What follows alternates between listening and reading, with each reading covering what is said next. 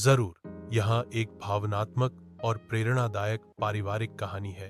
एक परिवार के नाम से कहानी।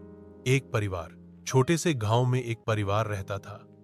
माता, पिता और उनके 3 बच्चे।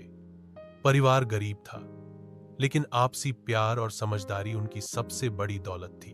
पिता रामदीन गांव के स्कूल में चपरासी थे और मां गीता घर के काम के साथ साथ दूसरों के घरों में भी काम करके घर चलाने में मदद करती थी। सबसे बड़ा बेटा रवि पढ़ने में बहुत होशियार था। बेटी राधा को सिलाई कढ़ाई में रुचि थी और छोटा बेटा चिंटू बस खेल कूद में मग्न रहता था। एक दिन गांव में एक बड़ी प्रतियोगिता की घोषणा हुई। गांव का सबसे प्रेरणादायक परिवार। इसमें भाग लेने वालों को अपने जीवन की सच्ची कहानी लिखनी थी, जिसमें वे साबित करें कि उनका परिवार दूसरों के लिए एक मिसाल है।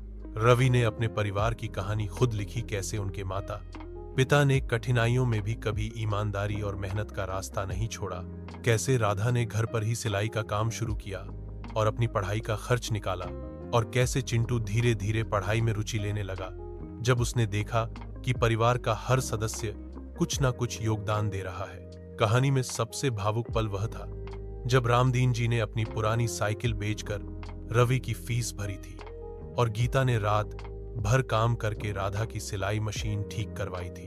जब प्रतियोगिता का परिणाम आया तो सभी हैरान रह गए। वही गरीब परिवार जिसे लोग अक्सर नजरअंदाज कर देते थे, गांव का सबसे प्रेरणादायक परिवार चुना गया। पुरस्कार में उन्हें एक नई सिलाई मशीन, बच्चों की किताबें और 1 साल की राशन सहायता दी गई। लेकिन असली इनाम उनके लिए यह था कि उनका संघर्ष अब दूसरों के लिए प्रेरणा बन गया था।